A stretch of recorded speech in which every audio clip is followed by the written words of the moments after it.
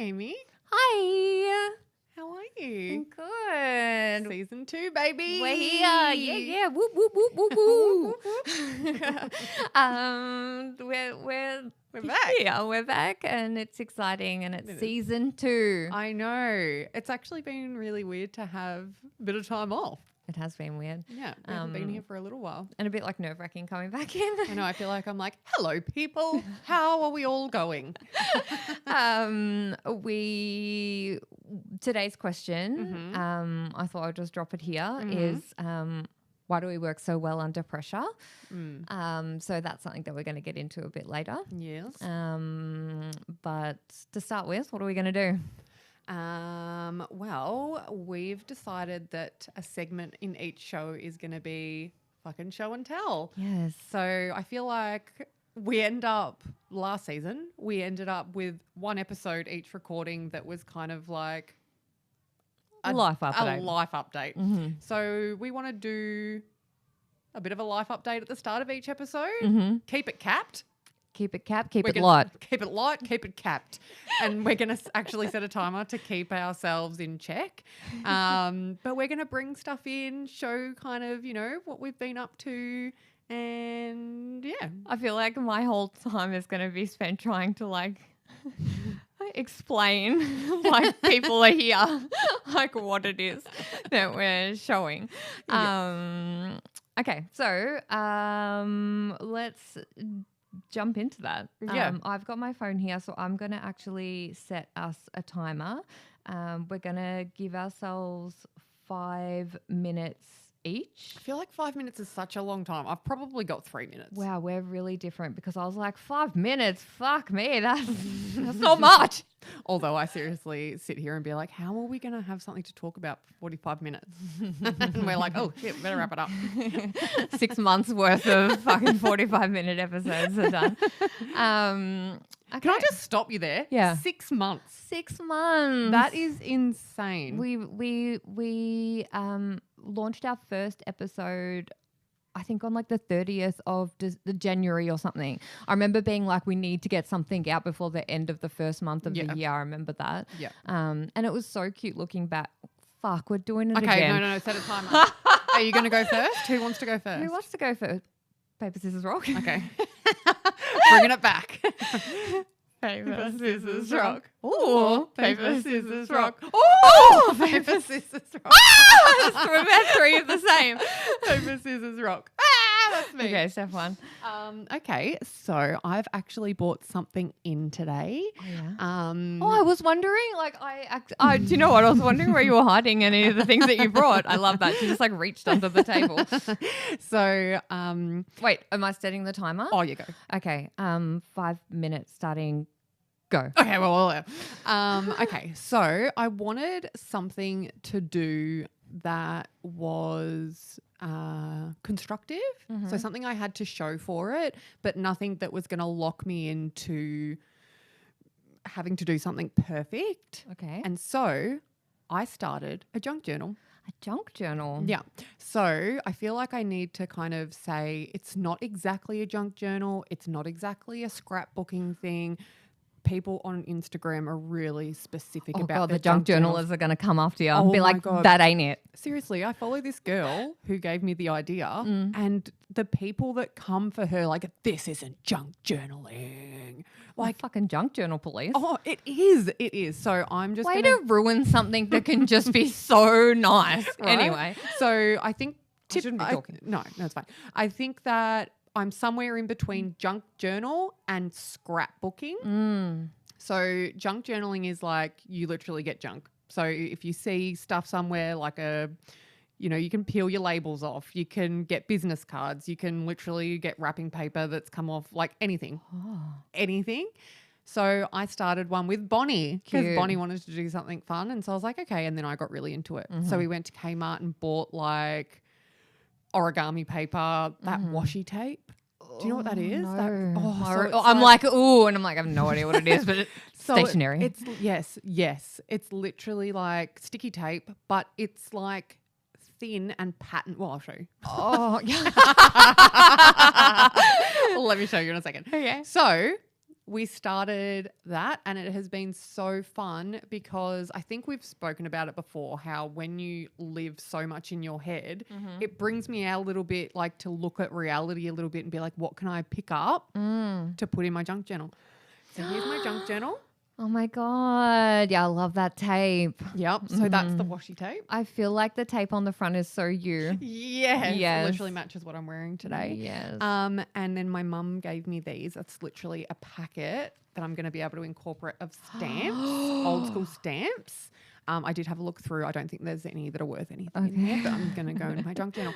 So we started, and so this is my first page. Cute. And I used origami paper. Cute. And then you can actually get junk journal paper. So that's what that is. And then I actually that's went fun. through showing the camera for those of you on YouTube. I went through all of the papers that we got from my parents because we have to have so much newspaper now for Brock. Oh, yeah. And I went through, and these are all my dad's crosswords that he fills in. He does all of his crosswords. Cute. And it's got like stickers, and I even did some like colouring and all of that. This is like a little heart that Bonnie gave me. And then, oh, see? Junk just falls out. And I feel like that's a good sign. Look at this one. Ooh. Oh, it's like a flip book, a pop-out book. What are they called? Pop-up books? Yeah, pop-up. Yep. Mm. And so I did this when I was away at my dad's house in Echuca, and Bonnie and I have really gotten into like colouring in at the moment. And so it actually gives you somewhere to put your colouring in. And then that's all that. And then this one's like my first like green. So I'm going to do like coloured pages. Ooh. And so then if you get anything green, you just stick it, like you just keep layering it. So those are the only pages that I have. But I'm really into it. This is from Easter. And this is the thing, is I'm like a real hoarder of things. Yeah. So like this has been sitting on my bedside table from Easter, and it's a little Milky Bar Kid Easter egg wrapper that I thought looked like Ben.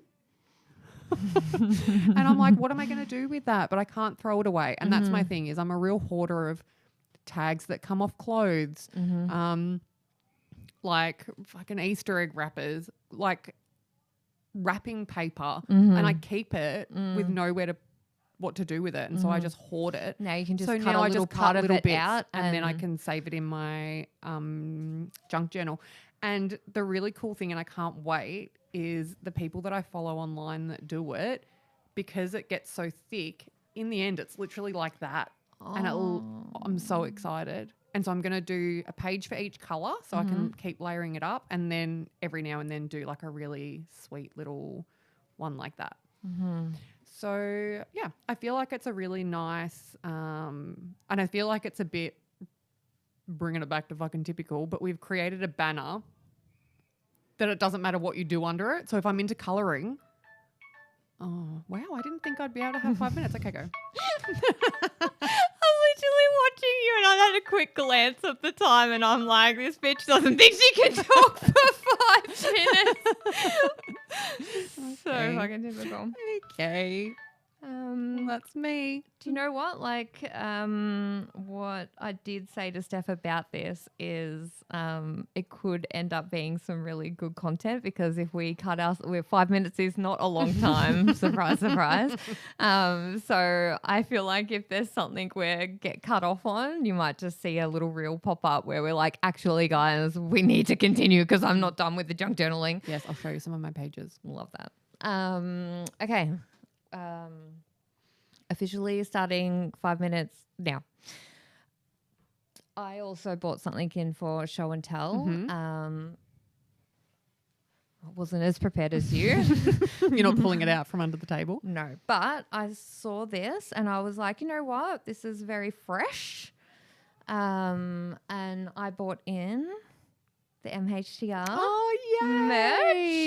merch. And I'm like, that's me. Oh, my God, you're actually on the T-shirt. I'm on the I T-shirt. didn't know that. Mhm. Oh, well done. I'm the very last name on that list, and I could not be fucking prouder. You should be fucking proud. I forget that you have this amazing life outside of our conversations while I'm in bed. Yeah, I call it my double life because I do feel like it is a bit of a double life. So last weekend we had Melbourne Hard Trance Reunion, which is a massive event at the Melbourne Pavilion. It's been going for quite a number of years now.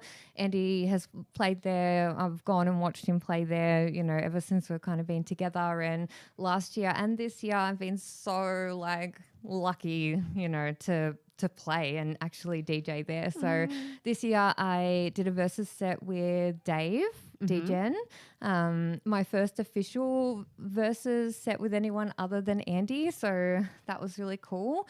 Nerve-wracking, but also exciting. I was also really proud of myself because I was the most sort of unprepared for a gig that I've ever been, and that made me feel really good because usually I'm like you know, obsessing over it to the nth degree. So yeah, it was amazing. The room that we were in was like all UV and like beautiful Smile Police room. It was just like incredible. And I looked up and I just saw so many like familiar faces. And, you know, Sin actually put a post in the trip group saying like, it was so incredible, like seeing so many trippers in that room when Dave and I were playing, and it really was. It was really beautiful, and yeah, it's just an incredible night, and I feel really privileged, you know, to have that experience because, you know, when I was younger, and the friends that I was with, and you know, they all used to DJ at home and I was so obsessed and I wanted to learn so badly. I would just sit there, you know, on the other side of the table, like watching, and they never were interested in showing me how to do it. And I just thought that was, you know, a dream that would never, ever, ever, ever, ever happen. And then, you know, along came Andy, and you know, Andy jokes because he's like, oh my God, imagine how awkward it would be if you were fucking shit. He would have been like, oh, sorry, babe, this isn't for you. And yeah, so I it's one of those like pinch myself moments that even I've just turned 40 this year, even at 40, you can actually achieve a dream that you had forgotten about when you were 20. Yeah. 20 years ago, I would have died, you know, to do this and to I remember be able when to we do first it. met and you were talking about, and it was before you even met Andy, you know, you were like, I always wanted to do this, like I would have loved to, and it's like, it's never too late. And you're like, well. Yeah. And then now you're fucking Yeah. doing gigs. Yeah. And it's funny because MHDR is an interesting one because it's the Melbourne Hard Trance Reunion. I wasn't a DJ back then. And there's a massive imposter part of me that's like, you don't belong on that lineup. And technically I don't feel like I do. I wasn't a DJ back then. I was there. I was in the clubs. I was on the dance floor. But also I've come to terms with the fact that like, if they ask me, I'm not going to fucking say no. Like, why would I do that? Like, that's an incredible opportunity. And seeing so many people there that were happy and like dancing for us, and like so many people like being like, fuck yeah, Amy, like that, it like, yeah, I am just you're so very happy. good at what you do. It's fun. It's fun. Like, you know, get nervous, but then as soon as you press play, it's just like, fuck yeah, I'm here. Like, and you're up there, like, you know, and oh God, the room was just like glowing. And we had so much fucking, not so much, but like we had quite a few people wearing fucking typical merch. I was wearing Laser Slut. Dave was wearing Laser Slut. Andy wore Laser Slut. Dan was there in OG fucking typical merch. It was like, oh my God, I didn't get any photos or content. Well, we put one photo up. Yes, Brooke took a great photo. Good on you, Brooke. Yeah, no, thanks, Brooke. You've got our back. Got our back. But yeah, I'm like, I went there knowing that people were going to be wearing fucking typical merch, and I'm like, oh my God, I'm going to be all over this. Sin's laughing right now if he's hearing this. Like, bitch, you can't take content to save your fucking life. But I had all these grand plans, and it definitely didn't happen because I had so much fun. We had the best time. Okay. Well, bye. Maybe you can put some videos up from your set. Absolutely.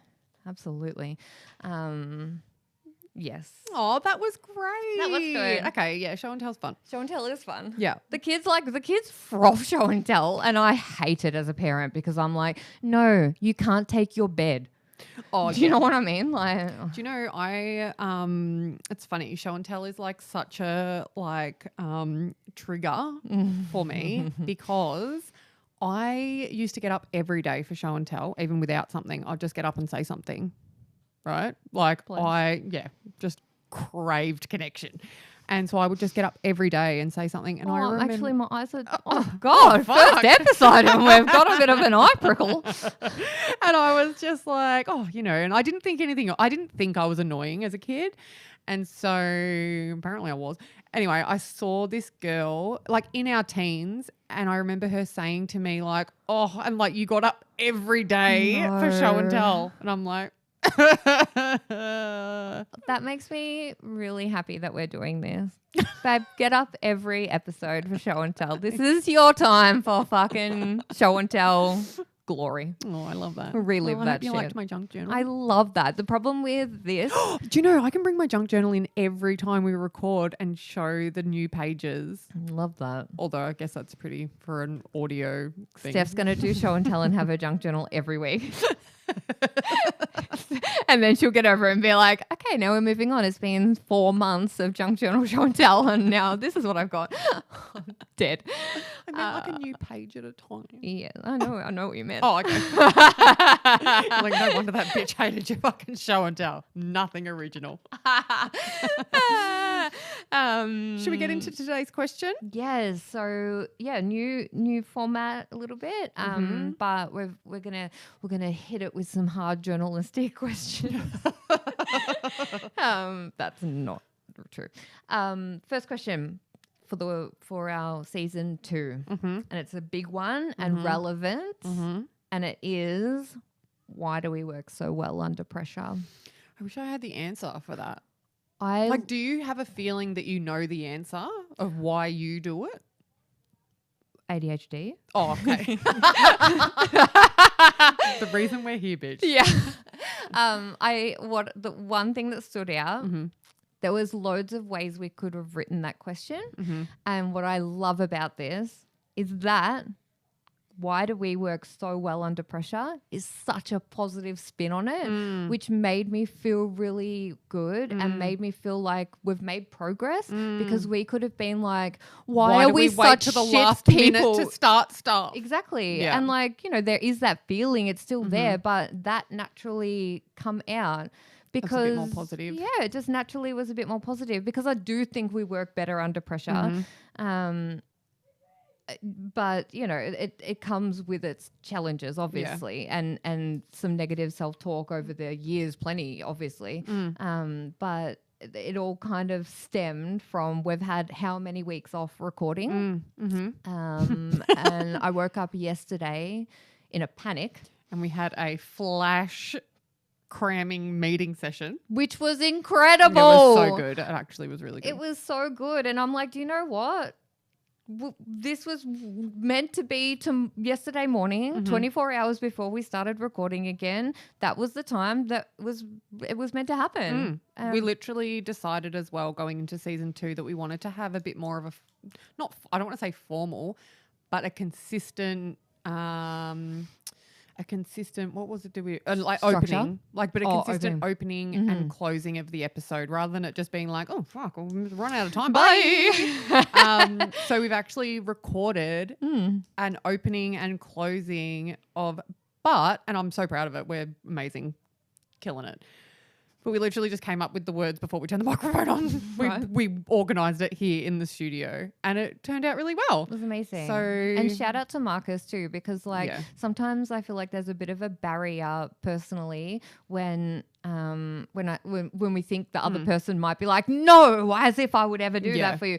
I literally messaged Marcus yesterday and was like, hey, we're thinking about this. And he's like, what a fantastic idea. No worries, send it through. And we're just like, he's like the biggest hype guy. He is a hype guy. Yeah, and he's a really good hype guy for us. It's great here. We love it here. We were really excited to come back. But I think, I think over the years we've probably been able to switch into that being, like, using that as, like, what's the word I'm looking for? Using that as a strength rather than a weakness. But there's been plenty of times, probably not before we understood that it's okay to work like that, that we would have beaten ourselves up about leaving things to the last minute. and it being a real negative, piece. And I think it's even like I'm trying to think of something in my world right now that's really sort of comes under this question. And isn't it interesting because I'm finding something on the opposite side of it. I'm seeing what happens when I don't work under pressure and how that actually is in reality for other people. I don't think that actually made sense, but I'll give you an example. So at my new job, my job now, I've just made 3 months. I know, crazy. But when I first started there, it was in a really full-on time for them, and it was just bang, bang, bang, bang, bang. Not high anxiety, but that's what I would call it, high anxiety, getting things in, fast-paced, and really, which is the way I was used to working at my old job and the way that I work well, quote unquote. And at the moment, with everything that's happening in the world, things are a bit slower at the moment, but it's actually normal. But because of that slower pace, I find that hard not to stay motivated, but to be like, what do I do? How do I work when things are actually just normal, when there's not high pressure? And so it's actually making me go back, take a step back and be like, where do you work from not that feeling in your chest and just being able to look at your calendar and be like, perfect, I've got like enough on today. Or if I don't have enough on, like be like, oh my God, just throw stuff my way. And my boss is literally like, no, just, enjoy it. I'm like, what? What? I think like when you said before, like where does that come from? I feel like the root of it does stem from like our brains and like that dopamine seeking, high intensity, like dopamine rewards, push and pull of like high intensity, big anxiety, whether it be good or bad or whatever, fighting with someone for the dopamine rush, like that rush of whatever's happening. And the rush of dopamine that gives us means that, it might not be that we work better under pressure. It might mean that like we've trained ourselves to work under pressure to get the biggest hit of dopamine in the job. Yes. Yeah. Because if it's slow and it's consistent and it's calm and it's relaxed and you've got time, where do you get the dopamine from? Exactly. And I feel like it's interesting, like, because where I work, Amy also works, and they've just implemented like a daily vibe check. So it's literally just a 15-minute jump in, and literally there's like a number system. And so you say like, which I feel like is interesting actually, because we've started it to like low. So like it's meant to be like, what's your vibe like? And but 1 is chill and 10 is... Which makes sense now. Like that does make sense to me. But it's it's hard to get my head around it at the time too. Yeah, because I feel like 10 is better. Yes. Yeah. So I've never been over. That's because we need to work in extremes. So we're like 10. Oh my God, that's so much. That's the best. But that's what I was going to say is saying under 5 to me either means that I'm not working hard enough. And this was a good conversation we had the other day actually, because I'm like, I actually had to call a meeting with Sharon and be like, hey, like, I'm not sure if I'm doing a good job because I don't think I've got anything to do. And I felt like weird, like you're either doing something wrong, you either don't know what you're doing, slacking off, or, and so I felt like I had to call a meeting to be like, I don't know whether I'm doing my job right. Like, but I don't have anything to do for the afternoon. And she's like, okay, like we'll find, like, what can we do? Started a new project and also just enjoy it because it's going to get crazy soon. That's wild to me. It is wild. I feel like I feel like there's something here around like, cause it's not just work. For me personally, it's life. I struggle when it's quiet. I struggle when it's calm. I struggle when I don't have much on. I struggle when, I always like joke, oh God, my calendar's so full, whatever. But like I would die if I looked in there and there was nothing in there because I don't know what to do with my hands or my brain when I don't have anything to do. So I would love to look into this more because if it is a dopamine seeking response Mm-hmm. living in a high anxiety, pressure driven, Mm-hmm. you know, across the board, not always negative, like pressure Mm-hmm. sounds negative, Mm-hmm. but it's not, but like just a high intensity Yes. world. Mm. How do we relearn, how do we unlearn and like, but still get the dopamine that we need in a calmer world? I think that my dopamine doesn't, it's just come to me the second. I think my dopamine doesn't come from the stress of it. I think it comes from the aftermath of people telling me I'm doing a good job. Good job. Yeah. Like, I think that, you know, and I am a self-declared Mary Poppins, you know, like I feel like I go into places, you know, and I try and make it better and I try and help and I try and like fill something that the owner or the business or whatever is missing. But because I am the way I am, I Mary Poppins it because I can't like keep that momentum going because of the way my brain works. So I Mary Poppins it. Once the wind changes and everyone's good, I go. Whereas I think that that's probably been, and I think that it's going to show the longevity of staying where I am now, is that they don't need a savior. They don't need someone to come in and fix anything. They don't need someone to come in and Mary Poppins their business. I literally am just there. But you still, like, I think we spoke about it the other day, like the good jobs that you get there are, yeah, they really do praise their staff. They do, yeah. And I think I feel like when I worked at the gun shop, pew, pew, I worked there for a lot of years, and I feel like this is well before I knew my brain. And started at reception, worked my way up, whatever. But I feel like my boss taught me something about being a boss there, and it was because he obviously recognized something in me where I would have gotten bored and I would have fucked off. And I had in the past. Like once I've nailed it, Yeah. I'm out. Yeah. Because like what's the point anymore? Yeah. I've clocked it. Yeah. I've clocked the job. I'm out. Off. Yeah. I'm going to go clock another job. Hence Yeah. why I thought I'd always be a really great temp receptionist, because you just like jump in, get in there, whoop, whoop, and then get out.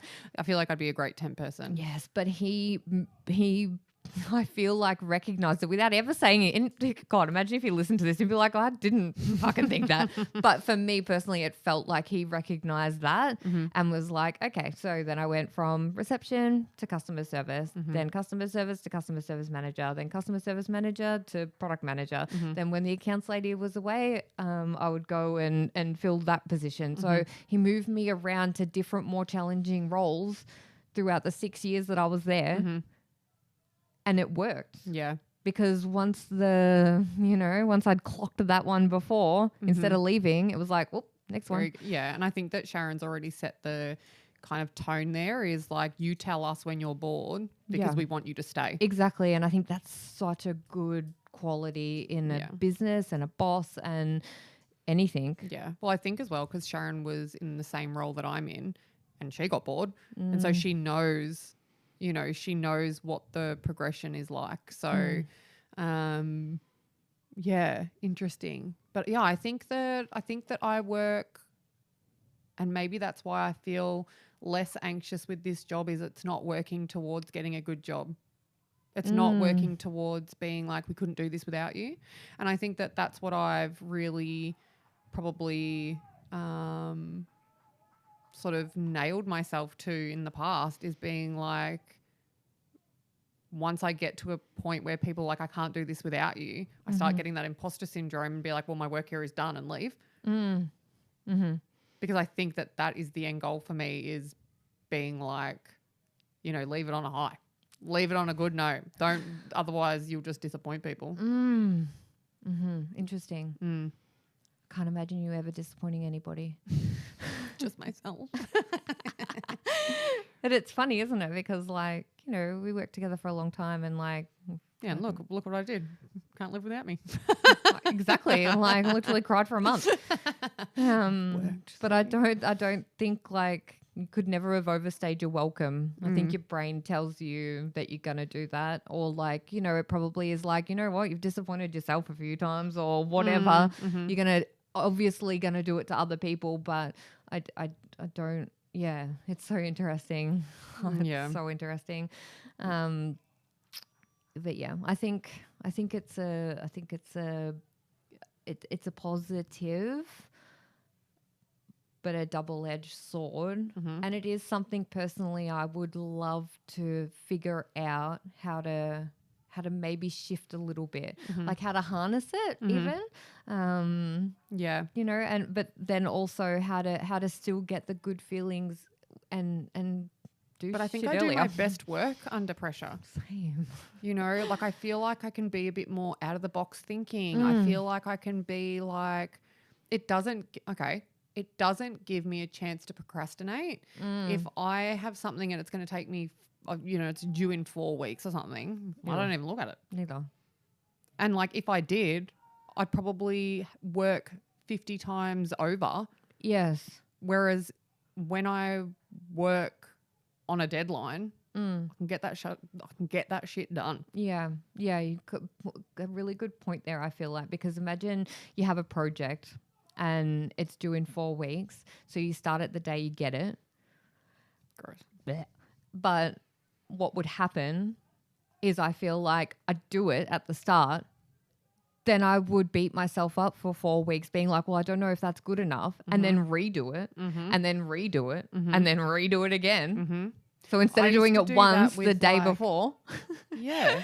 And I think that your first initial, to me, I do my best work. My first initial response to things is the best one. Whereas if I did something 4 weeks before and I had to, like, not that I ever wrote a fucking essay at school, but like, but say actually I'm going to use an essay as a really good way of thinking about it.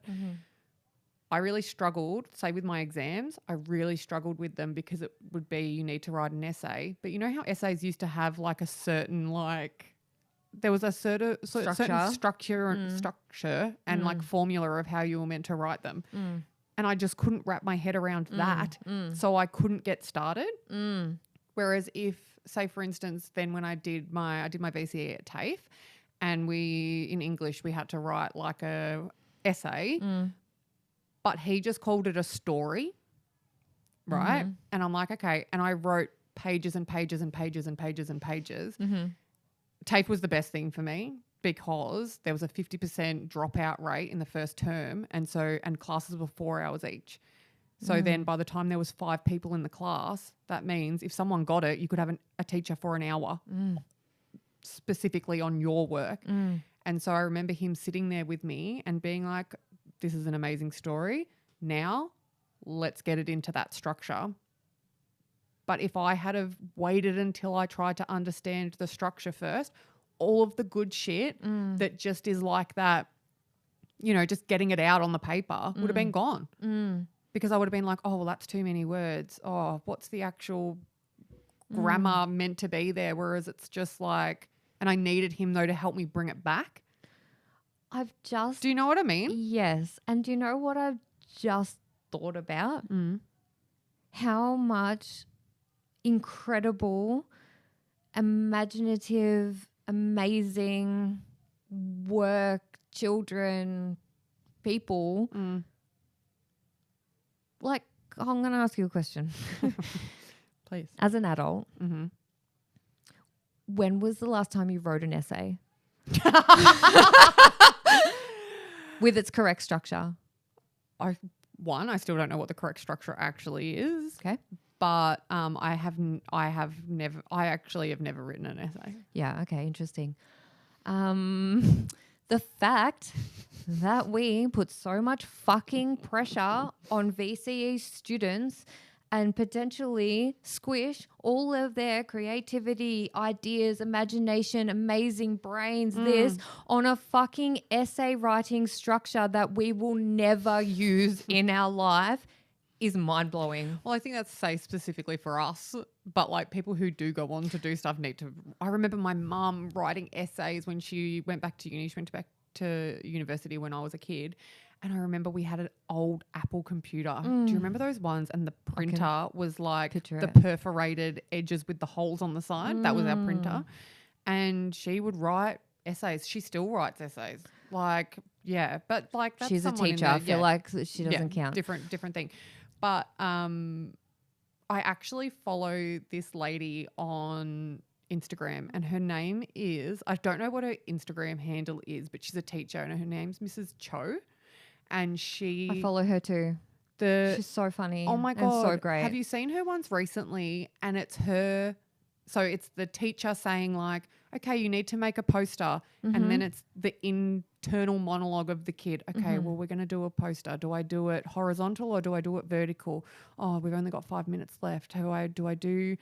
That is my brain constantly. And I've never felt more seen than her, that series that she does of, oh, well, that person's done a polar bear. What do I do now? I was going to do a polar bear, but I probably wouldn't be able to do a polar bear as good as them. Now, okay, what poster paper do I use? Pink or green?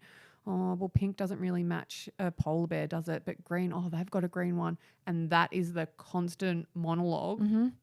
That is so... And you look at the time, you're like, fuck, where did that half an hour go? Right, and then you've done nothing. And then you get in trouble for not listening, not studying your work, not thinking about it. God, I can't believe that you didn't even think about it. You could have just picked a poster color. Like, it's not that hard. You're better than this. Right? You're smarter than this.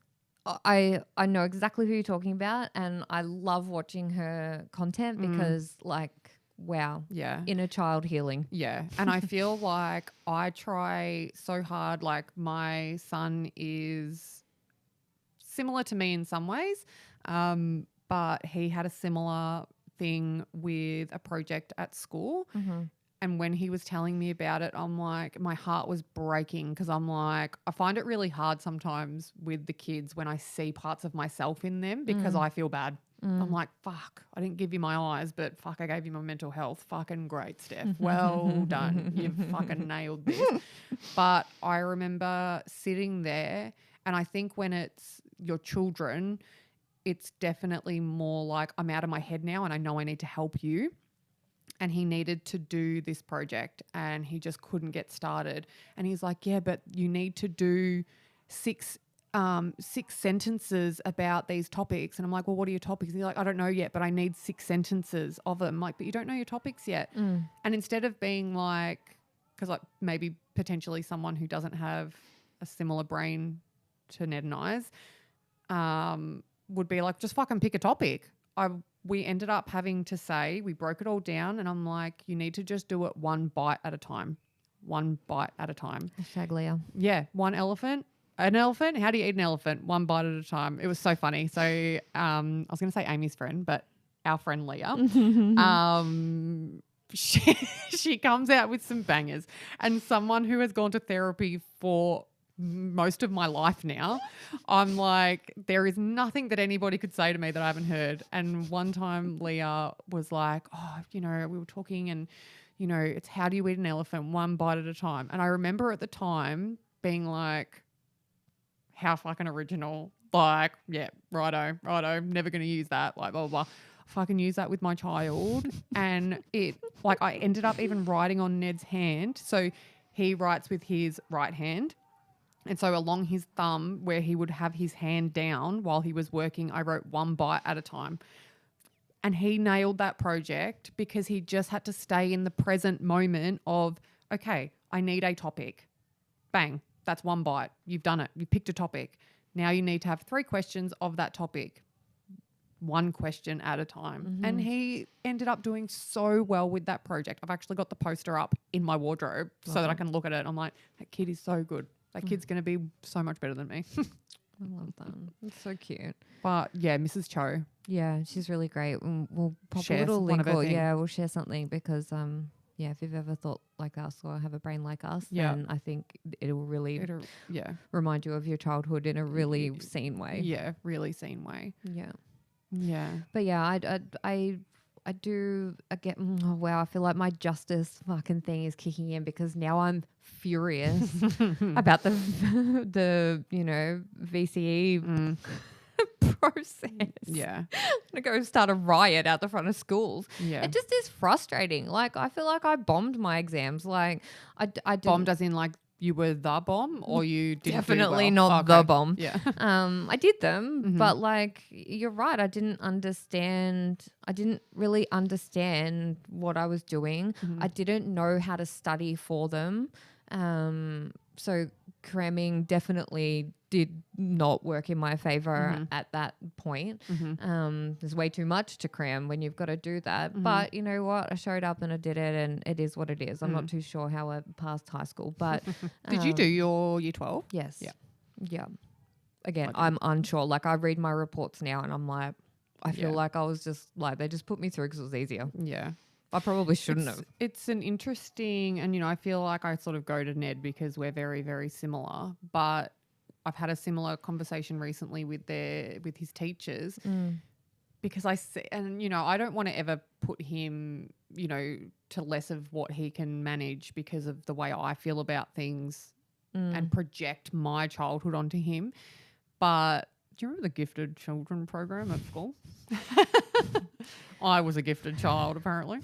And yeah, you were. Yeah, I was. And so I was a part of and they don't call it that anymore. And I don't know why they called it back then. I feel so you're going to say, I don't know why they don't call that anymore. I'm like, But I was a part of the gifted child program. And, it was great. Like, I was clever. I was a clever kid. I was really good at maths. And, I was a clever kid. But I didn't know how to learn. Yeah, same. And I didn't know how to learn. And Ned is a part of, they call it the accelerated program now. They don't call it the gifted child program. And he really beats himself up about it. Like, there was one point where I had to go pick him up from school because his vision went blurry and his knees felt funny because he didn't understand something in the regular maths class. And he goes, I should have known that because I'm part of the accelerated class, but yet I didn't know the answer in normal maths. And I'm like, okay, well, that's a lot of pressure on yourself. But he's part of there was this competition, maths competition. He's like, I don't want to do it. I don't want to do it. And I'm like, do you think you won't be good at it? Or are you just nervous about it? And he's like, I just don't want to do it.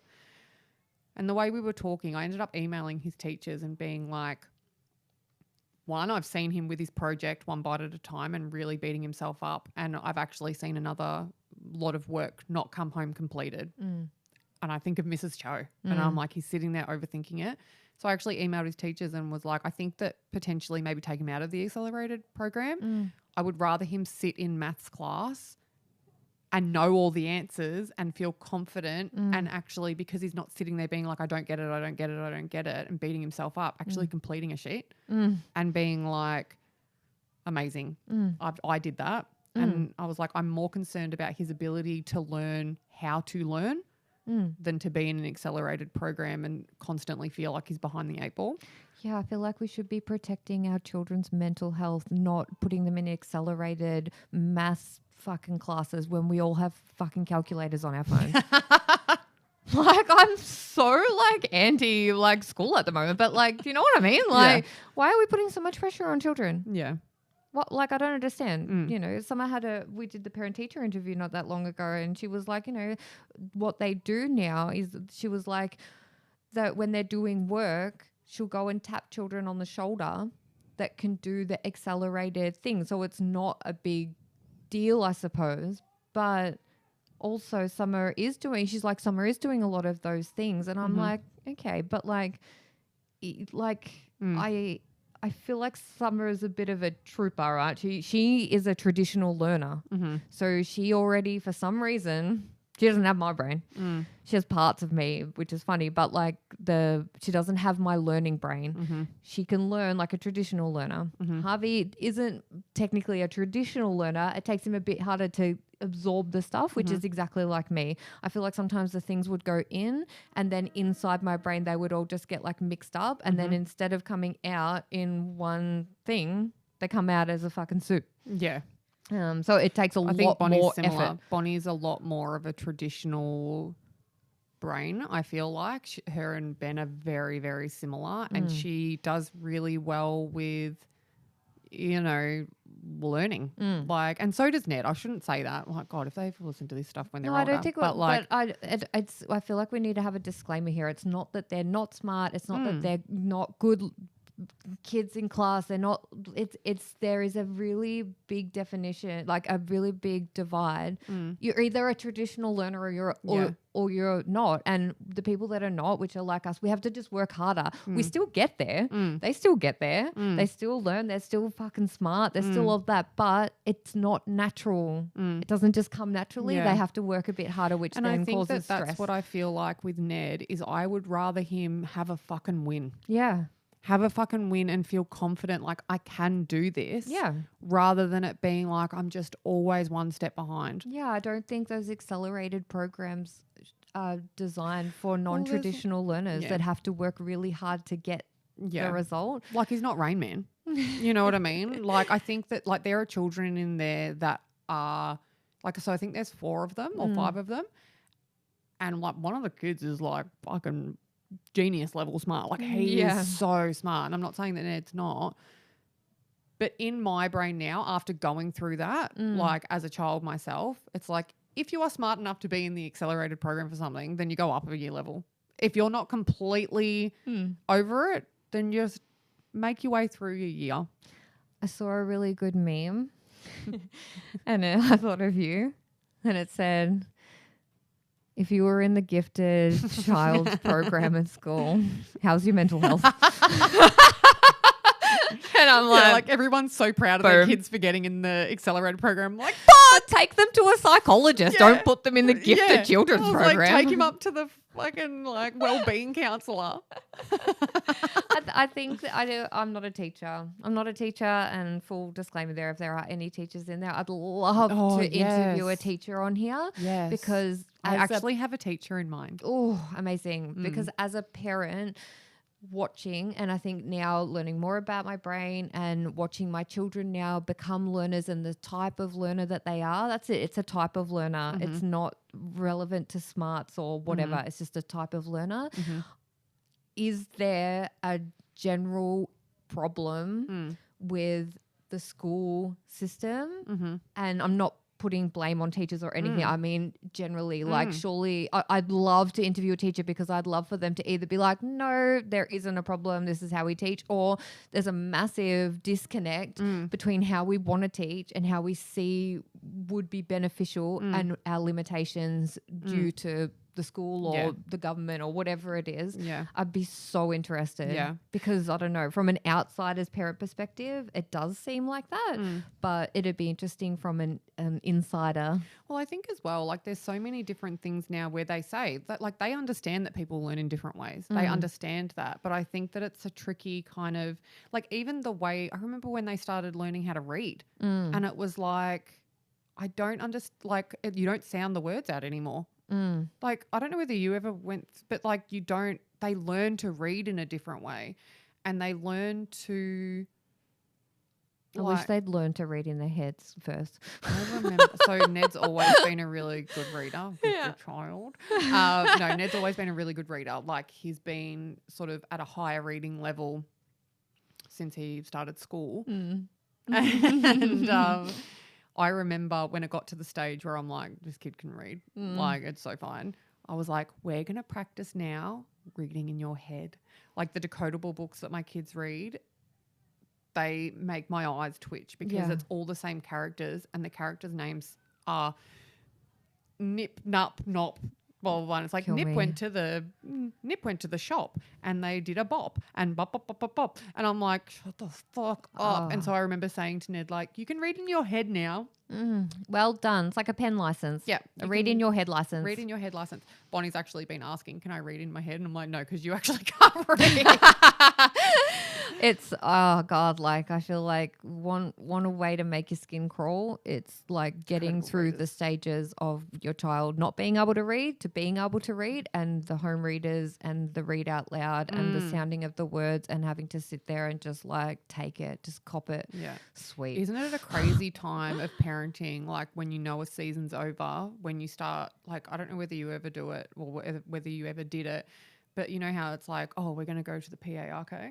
And then once they learn how to spell, they know what you don't have any, like I've got no code with Ben anymore to be like, you know, we need to like learn Pig Latin or something. Sign language. Well, they probably know that. Yeah, they probably know that. But yeah, isn't that funny? Yeah. Well, is this it? I don't know. Did we answer the question? Is there ever going to be an answer? I don't think there so. is. Yeah. Nah. I don't think we're like qualified enough to actually be like, well, we've solved the problem today. No, if that's the kind of podcast you're looking for. But I've really enjoyed that. Yeah. And it's nice to have a little bit of a guiding star. I think that was kind of the theme that we were working through yesterday. Like structure is a dirty word for us, but we need a non-aggressive structure that still gives us free rein to be a bit loose. Yeah. But keeps us like, you know, having someone here being like, keep on track, guys. But I thought about it would be cool to have a bit of an action. Yeah, bit of an action piece. So that's why I was typing before. Oh, I didn't even see you. I felt really rude. But we could maybe give people a bit of a task. Ooh. Or maybe we could try it too. So a way to kind of bring the positive, you know, we work well under pressure, like a way to bring that energy to something a bit earlier. And it could be, you know, pick one thing that you've been putting off and pretend it's due tomorrow. Ooh. And like be like, you know, we could like message each other and be like, you know, this is the thing. And I'm going to be like, right, well, I'm fucking coming around tomorrow and I want it to be done. God, that sounds so aggressive. Okay. But I don't know. Could that be? Couch. Yeah. Steph sells her house. Where are you? But I wonder, oh no, that sounds actually really cheesy. Like, but like, I don't know. Could that be a way? I feel like that is an interesting flip. Or are we too smart for our own good? Are we too smart to be like, no, you fuck it. I know it's not actually due tomorrow. Like, could we actually convince ourselves it's due tomorrow enough? Oh, it's like what is this? It's kind of like that setting your clock in your kitchen for 5 minutes faster so you always think you're running late. Yes, exactly like that. Like, I wonder if we have enough brain power to convince ourselves that, so maybe what we can do is pick something, see if we can do it. We might not be able to do it. We might fail. But it would be so interesting to see if we could trick our brains enough to do the thing. Okay. Mine. Okay. I've got one. Oh, God, you're good. Yeah, I've got one only because it's been in my brain. So Ash came and helped me do Bonnie's room the other day. Bless her, because I was really procrastinating about it. And Bonnie was living in an absolute, it was like a clothing pit. Like one of her things in her wardrobe broke. And so I just started like piling shit onto a basket that you couldn't even see anymore. And I'm like, we just live out of that now. And so Ash came around and it was so good actually, because it was like she was looking at it. It's not her kid's room. So she was like, I'm just going to look at this really realistically. And we were done in like an hour or like even less. I feel like she was like, it's like 10 o'clock and we're done. And in my head, that was like my list of things to do. But one of the things that I had on my list to do was my wardrobe and my bathroom, which I call my shame pit. So Ben has the garage and I've got my walk-in robe and the ensuite bathroom. That's mine. So nobody else uses that. That's mine. And because of that, it shows how much of a filthy bitch I actually am. Like it's gotten to a stage now where it's disgusting. And so that was on my list to do. And Ash was like, I'll help you. Like, I'm going to come around and help you. And I'm like, I wrote to her, I was like, I'm actually so embarrassed that I can't let you help me do it. Like, it's disgusting. So what I'm going to say is I'm going to message Ash and I'm going to ask her to tell me that she's coming over. To check it. Ooh. Or I'm going to come over and do your bathroom. So it's like the cleaner before the cleaner. I'm going to tell her that I need you to come over and look at my bathroom on X day. Do you need me to tell her that so that you're... What, so that you trick me and I don't know what time she's coming? No. So you still know, but like, do you think your brain... Do you think you can outsmart your brain if you're the one telling her to say that to you? Do you think your brain will just keep replaying that you've sent her that it's not real? But she really will come. Oh, okay. Okay. No, like, okay. I mean, like... Oh, you're actually going to set like a proper... So it's not a fake one. Oh, that's what we're talking about. Are we fake? No. I love this. Let's get... Okay. Oh, okay. You know, like that joke and it's God, like... I'm going home to clean my bathroom just in case she comes to my house. But you know those reels on Instagram and it's like, what do you think people are going to be doing? And it's like they walk in the door and they're like, hi. And they run up to the bedroom to check if your bed's made and like your linen cupboard. Make that. Of Ash just running into my house and checking. Please make that real. Okay, well that's my goal. That's a good one. I'm going to write it in my goals journal. Oh my God, yeah. So a part of like the 24-hour deadline, just amazingness that we did yesterday. I was also went to Kmart and I found these cute little goals journals and I thought, you know, what is more fucking typical than starting season 2 with a new notebook that's going to solve everything. But they're really cute, so it was worth it. Do you want me to read what she wrote in there for me or is that personal? Oh, you can. Dear Steph. Sorry. Dear Steph, so very proud of you always. We made it to season 2, whatever that means. How amazing. We will have these memories forever. This season, we level up. Also, whatever that means. Love you and love doing this with you. Love Ames. Oh. I didn't write anything in front of us. I'm going to do that before we leave. All right. So I'm actually going in. Okay. The goal is the bathroom. Home. Complete by this week. Why do I want it? Because Ash is coming over. Fair. Perfect. What obstacles might I face? Shame, wanting guilt, to drive off the Westgate. Yeah. Absolute shame. Okay. Amazing. That's going to be my goal for this week. Oh, I love that. I'm gonna have to think about it. I'm not too sure. Oh yeah, no, I've got one. Oh, okay. Yeah. My car. Okay. I literally 2 things. This isn't my fault. Famous last words. But you were talking about up and goes for Ned recently, and so I bought the kids up and goes because they were on sale. Don't leave them in your car. So in the morning, get hot. In the morning, Harvey will grab one. Yeah. And he'll have it in the car, but I don't know because I'm not looking at him and I don't.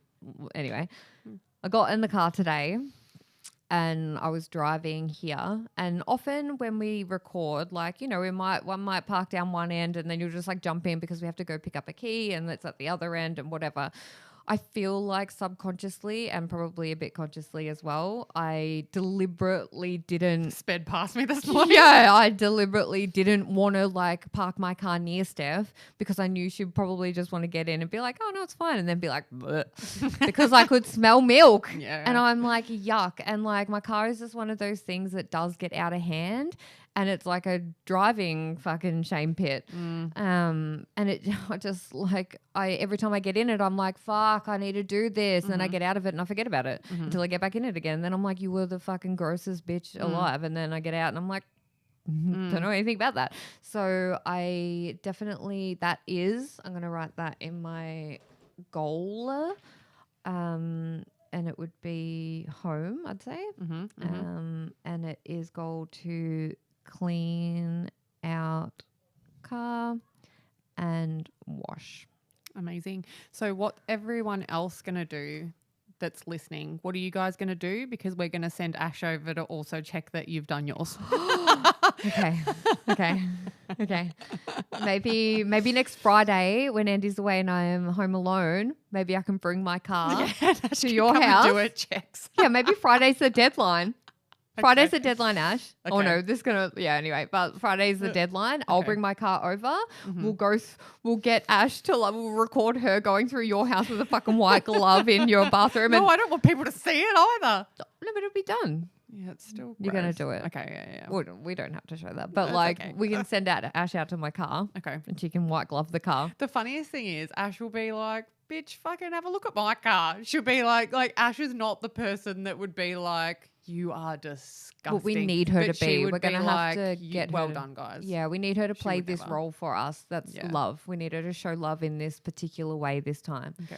And let's see if we can do it. Do it. Okay. Fucking going home today and doing it. I was going to say, That's I'll be the doing problem. it Thursday night. That is the problem, right? If I went home, did it today, it'd be fucked again by Yeah. Friday, and then I'd have to do it twice. Mm. Might as well just live in the shit until Friday. Yeah, fair. Okay, right. great. Let's wrap it up. Let's wrap it up. Thanks, guys. Thanks. Welcome to season 2. Welcome to season 2. See you next time.